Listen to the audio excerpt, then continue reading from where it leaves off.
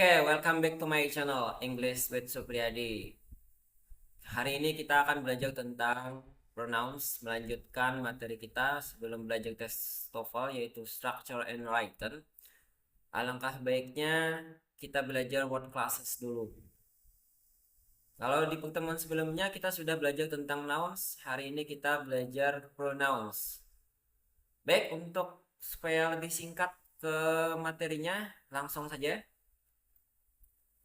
Pronouns, kata ganti.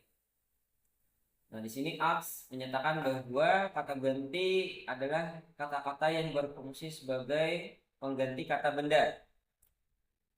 Jadi di sini kata ganti ini adalah untuk menggantikan kata benda, dia sebagai pengganti. Kemudian Metayana dan Roro juga menyatakan bahwa kata ganti adalah kata-kata yang digunakan untuk mengganti kata benda, baik itu orang ataupun bukan orang. Jadi di sini Metayana tadi menyatakan bahwa kata ganti ini adalah untuk menggantikan orang ataupun bukan orang. Misalnya nama orang, misalnya Siti menjadi she. Kemudian misalnya book menjadi it. Kata ganti mempunyai beberapa fungsi sebagai berikut. Nah, di sini dia sebagai subjek dari kata kerja. She has everything in her life. Contohnya di sini menyatakan bahwa she adalah subjek. Nah, subjeknya ini dia pronouns. Jadi syarat menjadi subjek dia bisa nouns, kemudian bisa pronouns. Jadi untuk menjadi subjek mempunyai syarat. Kalau kata kerja tidak bisa menjadi subjek. Nah, jadi penting untuk belajar tes TOEFL tentang written and structure ini yang mana subjek, yang mana verb. Jadi kita ketika belajar ini tahu di mana letak subjek, di mana letak verb, dan seperti apa ciri-ciri subjek. Mana kata kerjanya? Has. Nah, ini has. She has. Ini subjeknya she, kemudian verbnya adalah has. Nah, kemudian ini adalah komplement atau objek dari pelengkapnya. Lanjut, dia sebagai subjek of complement. Nah, dia sebagai subjek dari sebuah komplement atau pelengkap. Di sini contohnya mine is more interesting. Mana komplementnya? Nah, ini is pelengkapnya. Mine is more interesting. Nah, di sini mine-nya adalah subjeknya. Dan mine di sini adalah kata ganti yang mana asalnya mungkin adalah my book. My book is more interesting. Bukuku lebih menarik. Nah, kemudian disingkat lebih cepat lagi.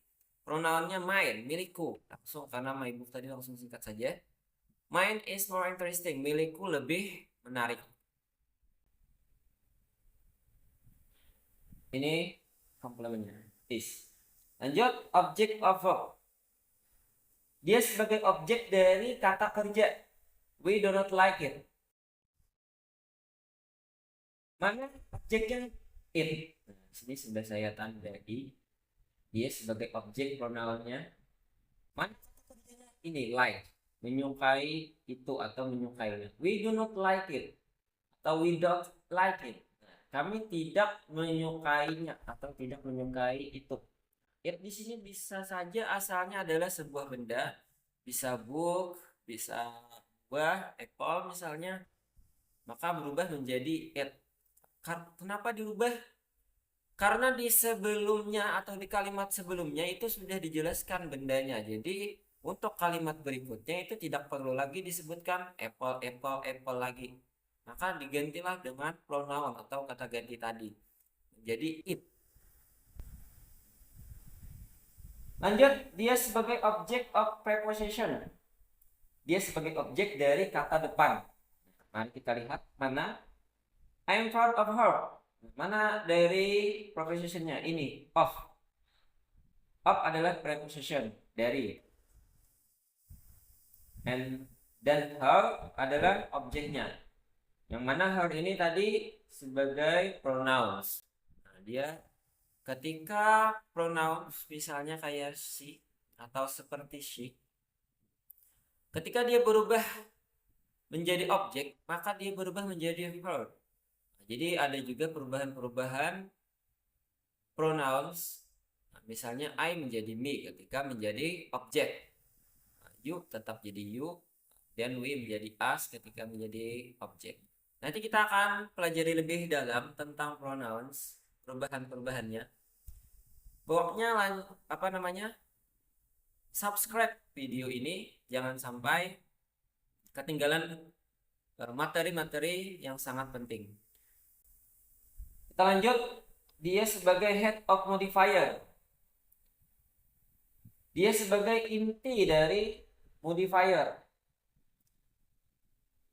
Di sini contohnya they have something different. Mereka mempunyai sesuatu yang berbeda. Mana headnya? Head modifiernya? Nah, ini pronounnya something. Pronounnya something, sesuatu. Something. Modifiernya mana? Ini. Different. Ini different. Yang memodifikasi pronoun tadi. Nah, kenapa disebut memodifikasi? Karena dia menjadi lebih berarti atau lebih bermakna ketika diberikan modifier. Modifier di sini adalah kata sifatnya. Jadi ketika diletakkan kata sifat setelah nouns, maka dia adalah modifier. Something different, sesuatu yang berbeda. Kemudian adverb of vocative, dia sebagai kata keterangan. Keterangannya ini you. Jadi pronoun itu memang pronoun, tapi dia fungsinya sebagai adverb, menerangkan. Menerangkan dari apa? Vocative. Sejenis seperti apa namanya? Teriakan bisa, perintah yang nadanya naik. Di sini kan contohnya you go out, kamu pergi keluar. Seperti menggunakan nada yang lebih tinggi.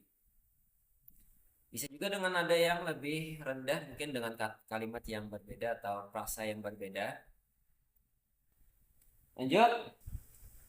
Dari pernyataan di atas itu bisa disimpulkan bahwa kata ganti biasanya digunakan untuk menggantikan kata benda. Nah, jadi dapat disimpulkan bahwa kata ganti itu digunakan untuk menggantikan kata benda. Jadi fungsinya untuk menggantikan kata. Jadi fungsinya untuk menggantikan kata benda.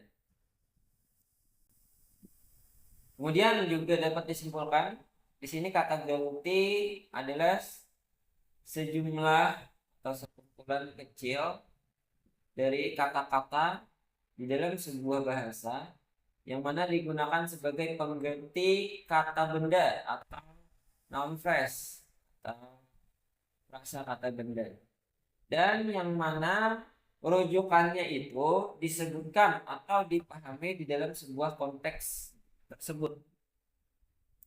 Nah, jadi di sini kata ganti di sini merujuk pada kata benda. Kata benda yang mana? Yang sudah disebutkan di kalimat sebelumnya atau sudah dipahami pada konteks kalimat sebelumnya tadi. Sudah dipahami. Jadi tidak perlu lagi disebutkan kata benda tersebut. Kita ganti dengan pronouns. Aturan-aturan mengganti pronounsnya nanti akan kita pelajari lebih dalam juga. Oke, kita lanjut. Pronoun can be divided into numerous categories including. Nah, jadi kata ganti bisa dibagi dalam beberapa kategori. Yaitu yang pertama yaitu di sini ada personal pronoun. Nah, di sini artinya kata ganti pribadi.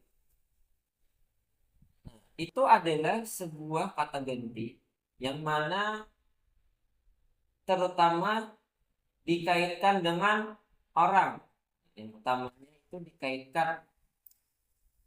dikaitkan dengan orang dalam tata bahasa seperti I, me, I atau me, you, she or her, he or him, it, we or us, and they or them. Nah, jadi di sini contohnya untuk personal pronoun I, kemudian perubahannya me, itu termasuk pronoun. Kemudian you tetap karena perubahannya tetap you. Kemudian she menjadi her, kemudian he menjadi him, kemudian we menjadi us, it tetap, they menjadi them. Baik, kita lanjut di pronoun selanjutnya yaitu possessive pronoun, kata ganti kepemilikan. Itu adalah kata ganti yang mana atau yang menunjukkan kepemilikan seperti my or mine, your or yours, her or hers, his or its. His, its, our or ours, and their or theirs. Jadi kata ganti ini yang menunjukkan kepemilikan. Misalnya my book, bukuku. Nah, itu adalah langsung menjadi pronoun my ya tadi. My book, bukuku. Kemudian mine, nah, milikku. Langsung, ini adalah kepemilikan. Baik, kita lanjut. Di sini ada reflexive pronoun. Nah, itu adalah sebuah kata ganti yang mana diawali oleh kata keterangan atau adverb, kemudian adjective atau kata sifat, pronoun atau kata ganti, atau kata benda yang dirujuknya, yang mana yang dirujuknya. Selama antecedent atau antecedent itu diletakkan dengan klausa yang sama. Dalam tata bahasa Inggris, reflexive pronoun mengindikasikan bahwa orang yang sedang menyadari aksi dari kata kerja, juga sebagai penerima dari aksi. Nah, juga sebagai penerima dari aksi seperti mindset, diriku sendiri. Jadi dia sebagai penerima sendiri. I love myself. I love myself. Saya mencintai diriku sendiri. Nah, di sini dia mengatakan bahwa dia mencintai dirinya sendiri. Jadi merujuk aksinya itu kepada dirinya sendiri. Nah, contoh yang merujuk kepada dirinya sendiri ini adalah myself, yourself, kemudian ada herself, himself, itself, ourselves, and themselves. Dirinya sendiri, kemudian diri kami sendiri atau dari mereka sendiri. Oke, kita lanjut demonstrative pronoun. Kata ganti demonstratif itu adalah sebuah kata ganti yang digunakan untuk menunjukkan sesuatu yang spesifik dengan sebuah kalimat seperti this or the or this and that or those. Contohnya this juga termasuk pronoun. Nah, misalnya this is a book. Ini adalah sebuah buku. This is a book. Jadi dia sebelum kata kerja, ketika kata this saja, maka dia adalah pronoun, demonstrative pronoun. This is my book, this is my pen. Ini adalah bukuku, ini adalah bolpenku. Oke, lanjut. Kemudian ada reciprocal pronoun. Ini adalah kata ganti yang mengekspresikan aksi yang sama atau berhubungan seperti each other, satu sama lain, and one another. Jadi each other, satu sama lain. Di sini adalah sebagai reciprocal. Di sini dia sebagai reciprocal pronoun. and one another, satu sama lain. Nah, mereka bertengkar satu sama lain. Nah, seperti itu. They fight each other. Lanjut, ada relative pronoun. Ini relative pronoun itu adalah sebuah kata ganti yang merujuk pada kata benda yang disebutkan sebelumnya. Nah, ya, yang disebutkan sebelumnya. Yang bertindak untuk memperkenalkan sebuah klausa. Nah, klausa adjektif. Klausa adjektif yang berhubungan seperti that, who, which, whose. Nah, biasanya kata-kata that, who ini di tengah-tengah, which, whose. Nah, misalnya dalam bahasa Indonesia kalau contohnya itu kami mencintai buku itu, yang mana buku itu sudah hancur atau rusak. Nah, ada kata yang mana tadi di tengah-tengah. Biasanya diartikan dengan kata yang, that, whose. Tapi sesuai penggunaannya masing-masing. Kata that itu digunakan untuk kalimat yang seperti apa. Kemudian who itu untuk digunakan kalimat yang seperti apa. Kalau who itu biasanya kalimat sebelumnya itu orang yang aja, orang yang, atau dia yang. Kalau whose itu biasanya kepemilikan. Untuk lebih jelasnya nanti kita punya materi tersebut. Kemudian ada interrogative pronoun. Nah, itu adalah sebuah kata benda yang memperkenalkan sebuah pertanyaan seperti as what. Seperti what, which, who, whom, and whose. Nah, dia di sini bukan hanya apa tadi? Sebelumnya tadi bukan hanya sebagai relative pronoun, tapi juga sebagai interrogative pronoun. Jadi juga bisa sebagai pertanyaan, apakah atau siapa di dalam sebuah kalimat. Nah, jadi dia mengartikannya sebagai pertanyaan.